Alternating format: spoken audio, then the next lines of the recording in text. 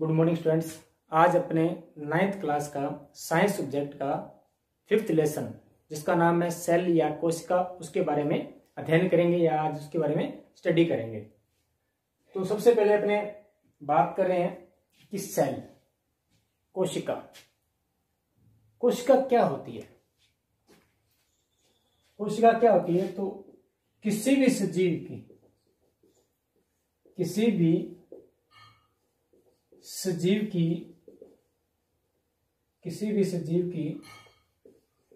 सबसे छोटी इकाई, किसी भी सजीव की सबसे छोटी इकाई सेल, किसी भी सजीव की सबसे छोटी इकाई सेल होती है। यानी कोशिका, यानी कोई भी जीव है, चाहे पादप जीव है चाहे जंतु जीव है, उनकी जो सबसे छोटी इकाई होती है वो क्या होती है? कोशिका होती है। इनके शरीर के निर्माण के लिए क्रम होता है। जैसे सबसे पहले क्या होगी? सबसे पहले कोशिका, कोशिका से फिर मिलकर क्या बनेगा? उत्तक, उत्तक से क्या बनेगा? अंग, अंग से क्या बनेगा? अंग तंत्र, और अंग तंत्र से क्या होगा? शरीर का निर्माण। ये प्रोसेस होती है किसी भी जीव जगत के शरीर के निर्माण की। पहले क्या होगी? कोशिका, फिर बहुत सारी कोशिका मिलकर क्या बनेगा? उत्तक, उत्तक से अंग, अंग से अंग तंत्र और फिर शरीर का निर्माण। ये एक प्रोसेस है। उसके बाद में बात करते हैं अपने कोशिका की खोज, यानी कि सेल की खोज। सेल की जो खोज है वो 1665 में रॉबर्ट हुक ने की। किसने की? रॉबर्ट हुक ने की। किसमें की? सेल की खोज 1665 में रॉबर्ट हुक ने की। किसमें की? किसमें की? तो कोरक की सेल में की, कोरक में की, या इसको क्या कह सकते हैं? कोरक में की। किसमें की? कोरक में की। अब प्रश्न ये उठता है कि कोरक क्या है? कोरक क्या है? कोरक एक पदार्थ है। क्या है? कोरक एक पदार्थ है। कोरक एक पदार्थ है जो वृक्ष की छाल से प्राप्त होता है। वृक्ष की छाल से प्राप्त होता है।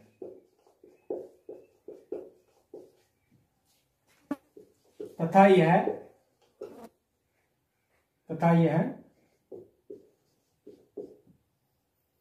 यह मर्त पदार्थ है।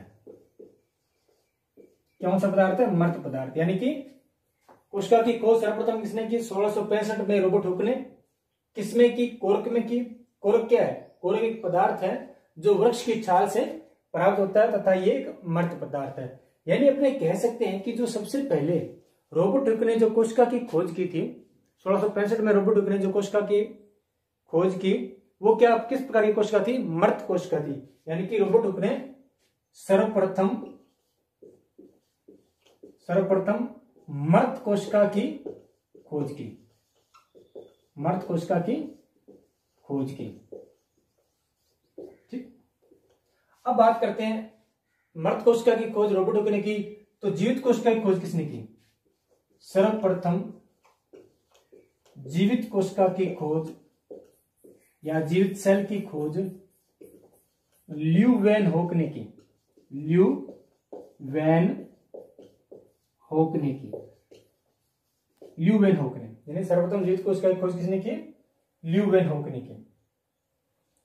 अब बात करते हैं अपने कि इन्होंने किस प्रकार से कोरक के अंदर इसको एक पदार्थ के रूप में माना और फिर किस प्रकार से उन्होंने इसकी खोज की।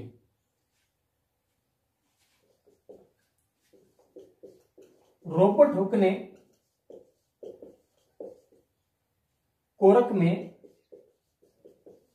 छोटे छोटे प्रकोष्ठों को देखा और प्रकोष्ठों को देखा जो कि मधुमक्खी की मधुमक्खी के छत्ते के समान, मधुमक्खी के छत्ते के समान प्रतीत होते हैं, प्रतीत या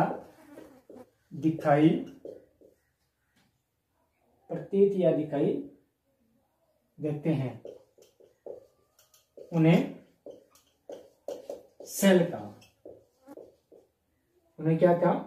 सेल कहा। यानी रोबोटुक ने सर्वप्रथम जो कोरक था उसके अंदर कुछ छोटे छोटे कोष्ठकों के रूप में संरचनाएं दिखाई दी उन्हें, और जो कि लगभग ऐसे दिखाई दे रही थी जैसे कि एक मधुमक्खी का छत्ता हो।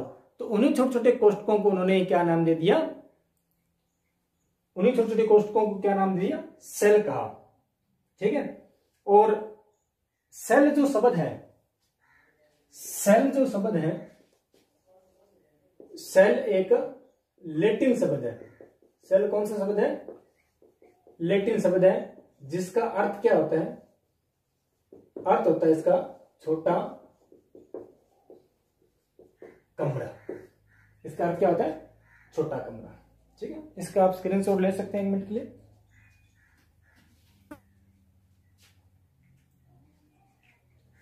ठीक है। उसके बाद में आगे चलते हैं। हमने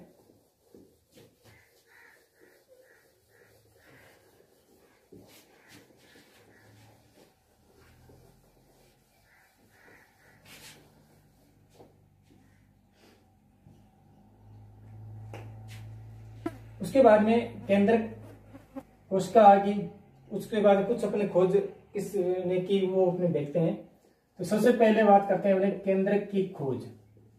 केंद्रक की खोज रॉबर्ट ब्राउन ने की। केंद्रक की खोज रॉबर्ट ब्राउन ने।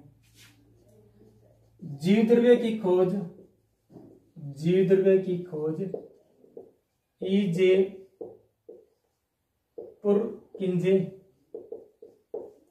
पुरकिंजे ने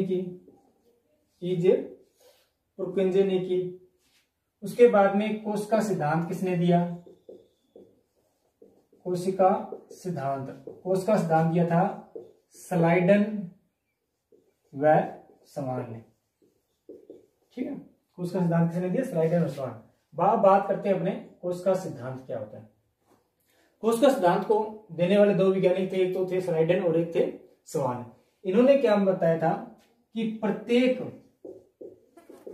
जीवित जीव कोशिकाओं से मिलकर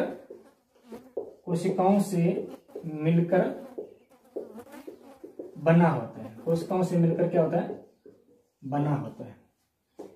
इस सिद्धांत की एक मुख्य कमी ये थी कि इन्होंने जो सिद्धांत दिया था कोशिका सिद्धांत, स्लाइडन और स्वान ने, इन्होंने ये नहीं बताया कि जो नई कोशिका का निर्माण कैसे होता है, नए सेल का निर्माण कैसे होता है, नए सेल का निर्माण कैसे होता है।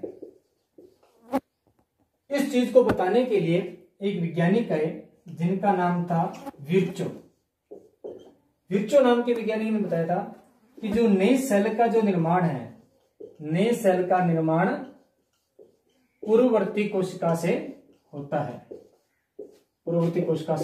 है। यानी कि जो नई कोशिका बनेगी वो इससे पहले स्थित जो कोशिका होगी उसमें जब कोशिका विभाजन होगा, और कोशिका विभाजन होने के बाद में क्या होगा? नई कोशिका का निर्माण होगा। तो ये था कोशिका सिद्धांत।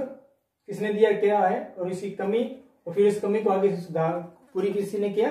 विर्चो नाम के वैज्ञानिक ने। यानी नए सेल का निर्माण कैसे होता है? नए सेल का निर्माण पूर्ववर्ती कोशिका से होता है। और कैसे होता है?